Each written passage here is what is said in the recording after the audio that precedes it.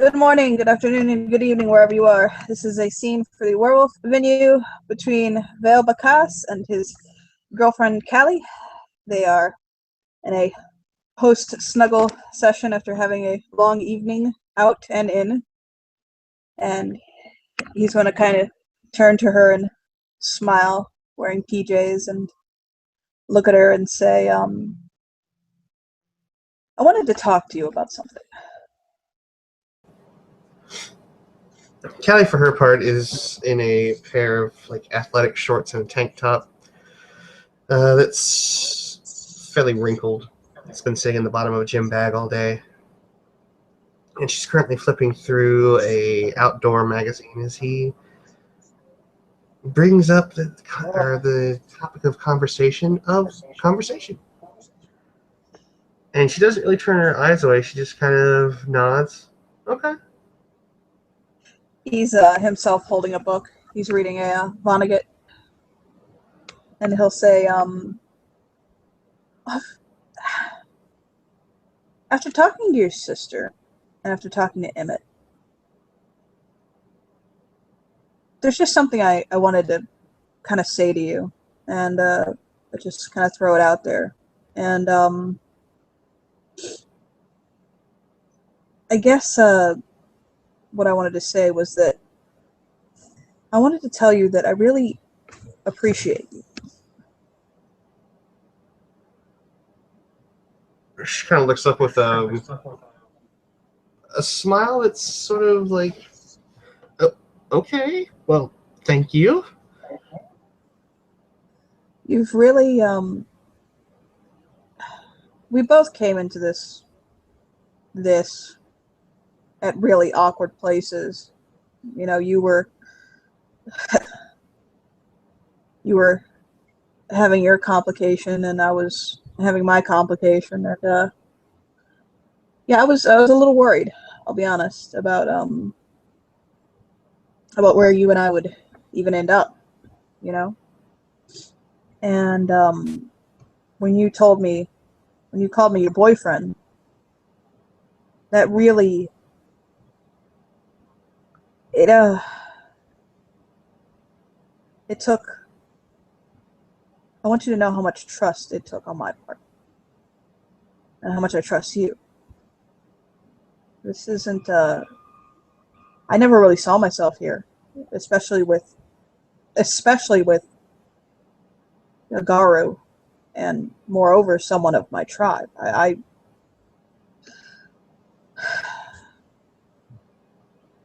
I'm not sure if I've conveyed exactly how much abuse my family suffered, and what we went through. Callie sets down the magazine, looks over at Vale.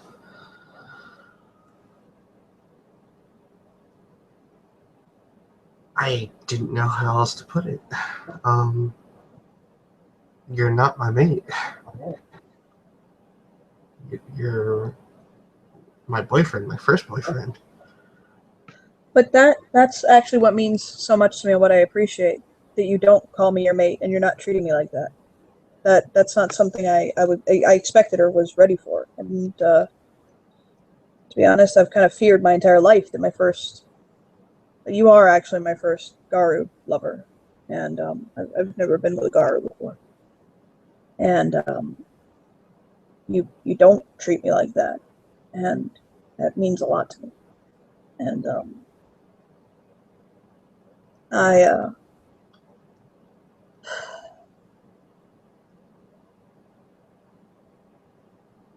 the part that I find funny about it, and the part where I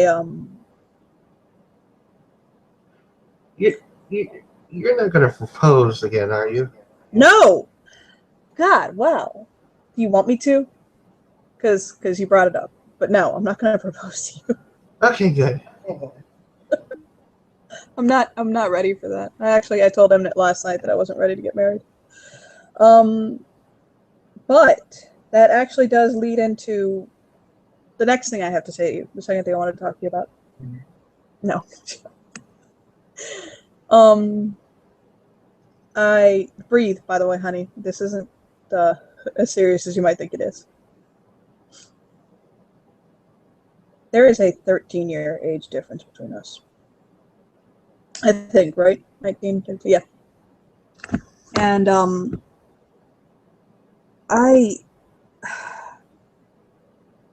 want to make sure you and I are on the same page before either of us gets hurt as to what we're looking for. You know what I mean? Kind of, I guess. I mean, you're still young, but that doesn't mean that you don't know what you want. I mean, you're an adult, you know, and most people of our persuasion of the nation are married with kids by your age. And I'm 32, you know, and I'm not getting any younger. I'm not getting older, but I'm not younger. And I want to start laying down the foundations for more in my life. You know what I mean? I'm not at the place anymore where I want casual lovers. I'm just not interested. So although I'm not ready to get on a knee in front of you yet, I'm definitely, I want to make sure that we want the same thing in the sense of you're not just looking for a casual hookup at it.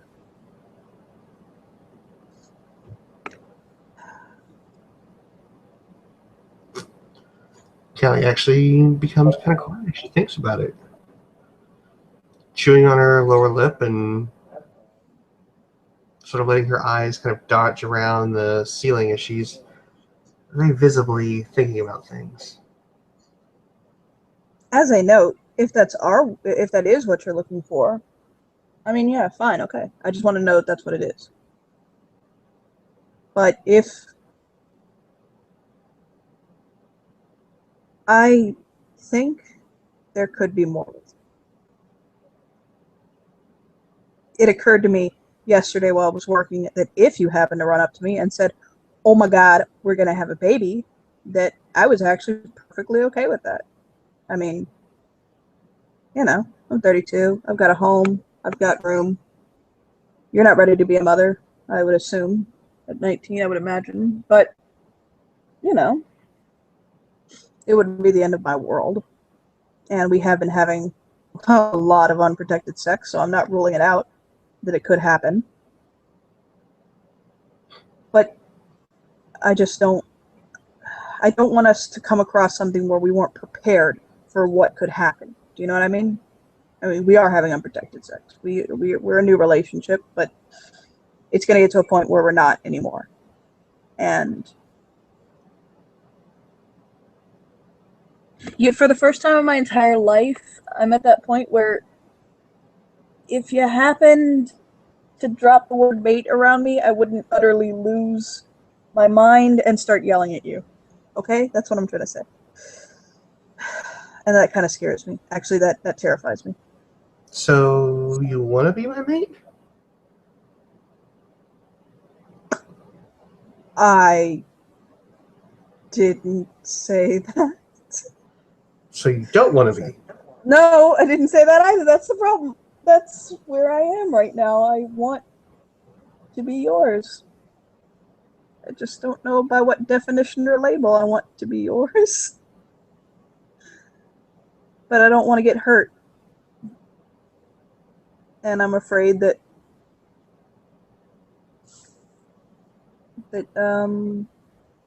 we could either accidentally end up with a child on our hands that you don't want, or I might put more into this than you're ready for.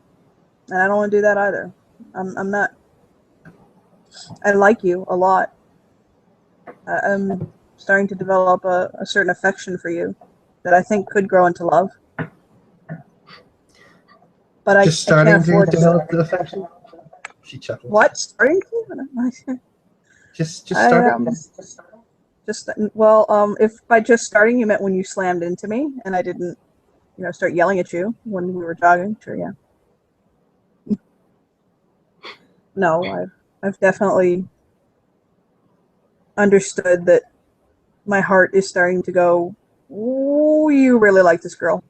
That's why I'm even risking talking to you about this, because I really enjoyed waking up to your face yesterday.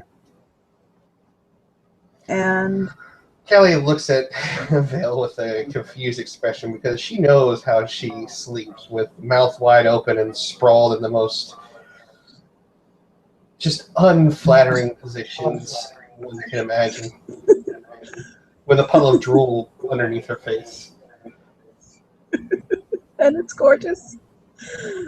But no, he says, but I don't want to assume that just because you're 19, you don't have the capability to decide whether you're going to be in a big girl relationship, okay? I mean, that's just really condescending and patronizing. So I don't, it would have been so much less awkward if I just would have proposed. So I don't want to assume that you can't handle being in a relationship, even a serious one. But I don't want to rush. But I don't want you to think that I don't want to be in a deeper relationship with you. I just want to make you happy. Like, genuinely. And you are the first person I've ever wanted to actually really make happy. Like, I cared about whether you woke up happy or not. And thought about in more of a long-term sense. For most part, I've been kind of thinking about, okay, well, how are this girl and I going to keep ourselves happy for the next couple of days or something like that. With you, I'm not doing that. And they've always said to me, when you meet someone special, maybe not even like necessarily the one, but when you meet that special someone, you're going to feel it. It's like your gut's going to explode and it's going to turn into this Michael Bay level, oh my God. And I kind of feel that around you. And when you walked into the bar earlier, my face lit up like I was a schoolboy, and it was interesting. And then you kissed me, and I was like, oh my God. And can I kiss you right now? I was kind of in a kissing mood. Kallie just kind of smiles as she leans forward. He'll pull her into his arms and give her a good few solid kisses. And Kallie will reciprocate each of them. He'll kind of lay her in his arms for a little bit and have her press against his chest, like laying back looking at her. And I'll say, so what do you think of that jumbled but from the heart tirade that your boyfriend just went on? Honestly, I see a very odd role reversal from the first time we met. I've noticed that from I'm what not you even said. saying anything, and you're all flustered.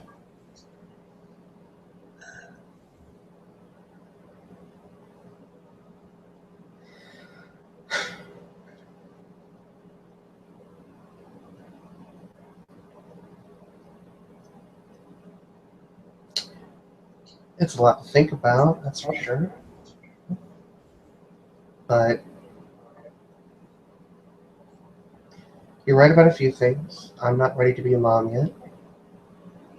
I would like to at least be an advocate before I even think about having children.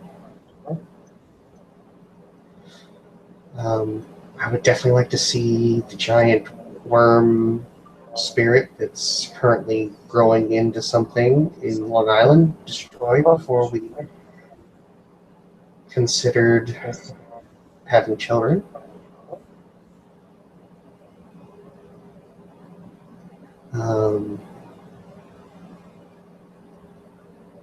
I don't plan on taking certain precautions as far as physical precautions to prevent it, more medication-wise. Do you mean the rhythm method? Because there's something you call a woman on the rhythm method, and it's mom. Just point that out. No. My dad's a doctor. I can get pharmaceuticals if I need them. Are you going to? Of course. No. Okay. Because I can also keep a rather sizable stack It's of you don't latex need protection, to. right? It's fine.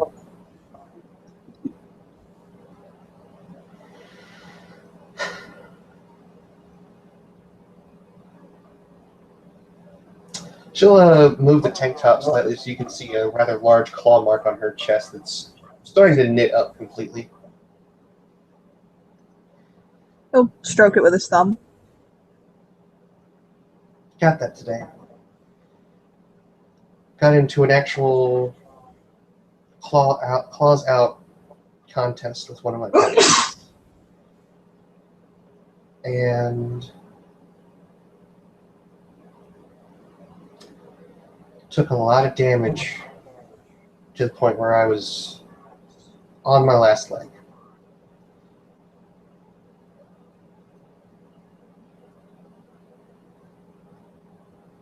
Realized that a long-term plan may not be in the cards, especially with that thing in the sky and the ember.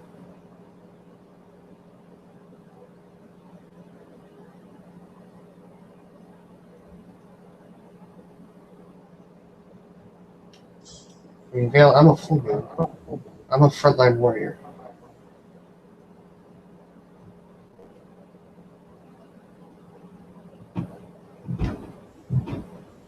Kallie, you're on borrowed time, and I understand that. But that doesn't mean that you can't, with the right man by your side, enjoy something to come home to or a life, especially if that man understands that he's on borrowed time with you. The fact of the matter is you may leave me a widower with a child. The fact of the matter is I can take care of our children if we had them. I could even take care and learn to live with the hurt of losing you, especially if you died in service to Gaia. If you died serving our people and your purpose, then I would hold your memory with honor. And I would tell our children, your mother was a warrior. Your mother was a woman to respect and to honor. That's what we kinfolk live with, that we understand that the ones that we love, we could lose them at any time. You think about the future, but you understand that there's always a plan B, C, even sometimes up to Z. And I'm not going to let the fact that I could lose you tomorrow stop me from loving you a year from now, 2, 3, or making plans to share a life with you. Because if you don't die, if you become an elder amongst our people, a legend even, if you become Kallie, the great warrior of the Black Furies, and stand up there beside Mari Cabra, then I'm Callie happy to stand there swoons at for the you. mention of Marikabra. That I'm happy to stand there beside you and support our family, and to understand that for every happy moment, it could come crashing down any second. But that doesn't stop me from having what I have with you now and trying for more, because I think in the end, that's what Gaia would want. That Gaia would want us to have families and to fight for them. And if I could give you something to come home to, a place to rest when you weren't fighting, a fine man in your bed, a beautiful child or two to enjoy spending time with, then I'm ready for that. I'm ready to move towards giving you that. Even if it means I'll lose you one day. At least I tried, and at least you were worth trying for. You kind of bite his lip. What have you said to your family? I mean, I know your dad sees me come and go. I'm sure your sister knows that I've been here. I told my dad that I met a girl, that I met a young woman that I was very happy about and with. He told me to be careful, but that if I wanted to have more with you, that he would be very happy to make you a part of our family, even if just as my girlfriend. You know, I think he wouldn't mind having another daughter to spoil, to be honest. And I know he certainly wants grandchildren. My sister really needs another woman in her life, to be honest, and she has expressed as much. She craves. She has no connection to sisterhood whatsoever, and she doesn't have her mother. Our mother was very distant from her and treated her very poorly. I've said before that I think one of the worst things to be in our tribe, other than a female metis, is probably a female kinfolk. Sometimes I worry that they're really overlooked, and so she really hasn't had the chance to get to know anyone better, or to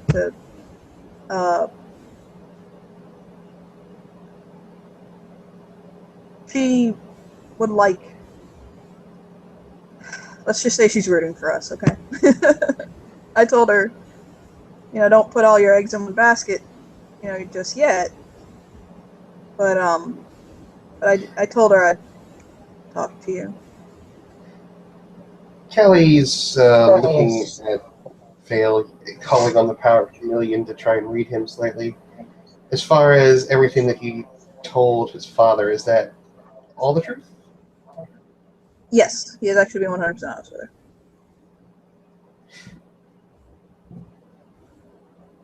He has to be cautious with his father because of his father's own like PTSDs and things like that. So he doesn't like change very much. But he said, but yeah, I don't want to.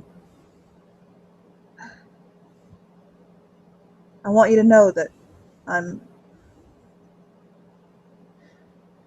She crawls up on him slightly, kind of straddling his stomach, taking his hands and placing it on hers.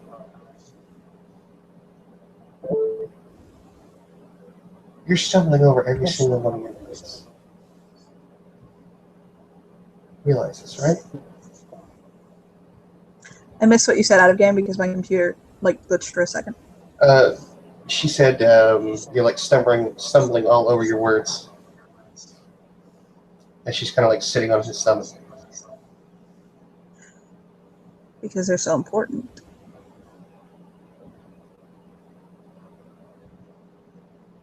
I don't ever want you to feel like you're not important to me.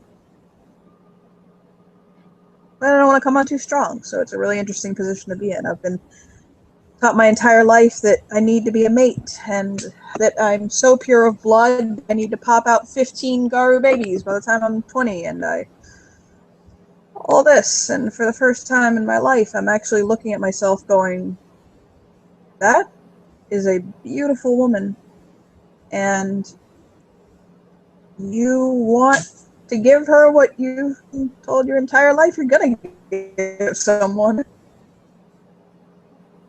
And that part definitely scares the shit out of me. That part almost terrifies me. But at the same time, it's like, you know what? Let's be afraid. Let's do this. And Vale? Yeah. Do you love me?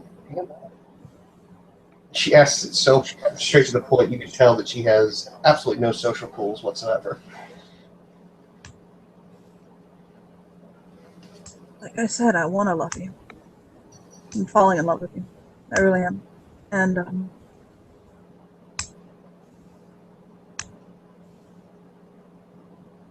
I have that new love for you. I love you. Yes, I love you.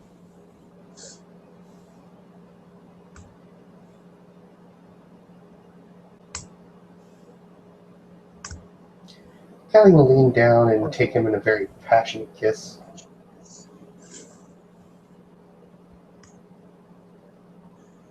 Oh, he'll definitely respond to that with equal passion.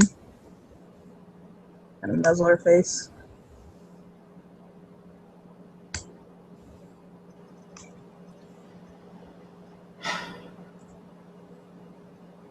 My mom and I had a conversation a couple nights before she died. Mhm. I asked her, looking back on how young she was and how young my dad was when they conceived me, I asked her what her one regret was. She said that she didn't follow things through with him. That she would have jumped blindly into a deep relationship with him. She would have been his mate, and he hers. They knew each other for a few months.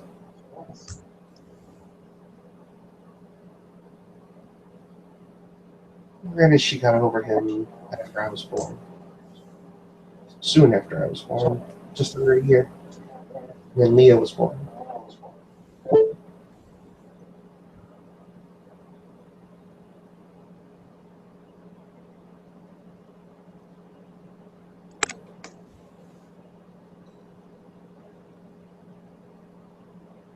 There's a good chance that I'm not gonna make it through this sonometer thing. Hell, I might even end up dead on the side of Blitzkrieg or Travis's claws. Just an accident in training. Or I could fall to the thrall and do what one of the Wendigo did and eat another Garu's heart.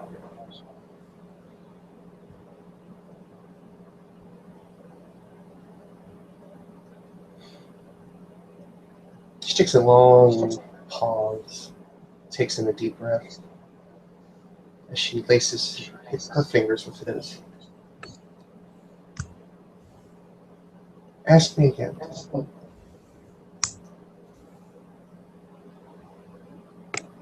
He is going to make a perception empathy roll to make sure he has the right idea of what she wants him to ask. If you don't mind.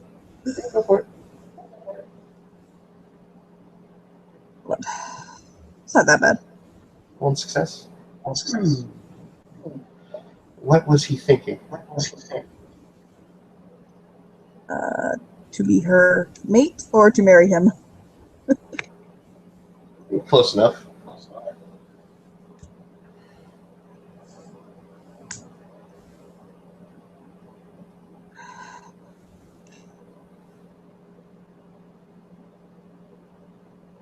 Allie Kairos. Will you marry me? She just nods her head. He'll laugh and pull her into his arms. Kind of nuzzle her forehead. Good. Good, good. And kiss her.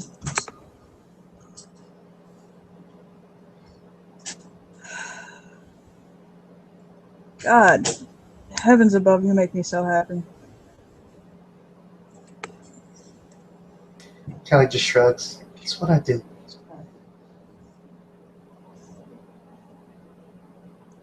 Would you like to watch an episode of Orange is the New Black before we go to sleep? I was kind of looking at that Daredevil or Marco Polo. Oh, yeah, I've been meaning to check out Daredevil. And we can get breakfast in the morning and then find you a very fitting ring for that finger. How does that sound?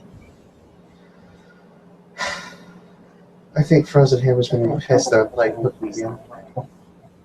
I think your sister's going to be pissed that I'm playing hooky with her. I was supposed to meet her for work in the morning, and I think I'm going to have to text her and say, hey, gotta meet up at about noon instead. But I think she'll understand. I'll kind of kiss her. Callie just kisses back and then touches the side of her own face.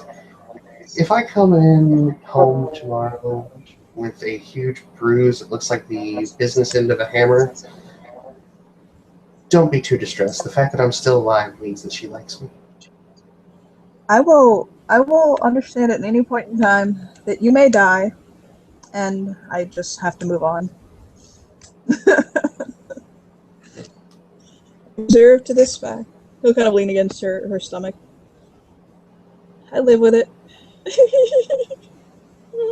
Please don't die by a hammer. Not so soon. Let me get the ring on you first, okay? Then you can die. Well, Frozen Hammer, she's got the name for a reason. Oh, yeah? It's a hammer that frees people. Oh, just duck or something. Run. Step sideways. Me? Run? Oh, yeah. Are you crazy? No, don't run. I'm sorry. I shouldn't have said that. Don't run. Just face her like a fury. Like a fury. Face her like a fury. What kind of make biceps? Not even like a man. Because I'm sorry, if I were in labor for 9 hours, I'd die. Fuck that. Women are so much stronger than men. Oh, and you have to deal with us on top of that. He'll kind of curl up in her lap. She'll pat his head and say in the most purposely awkward tone, in the most purposely awkward pat. There.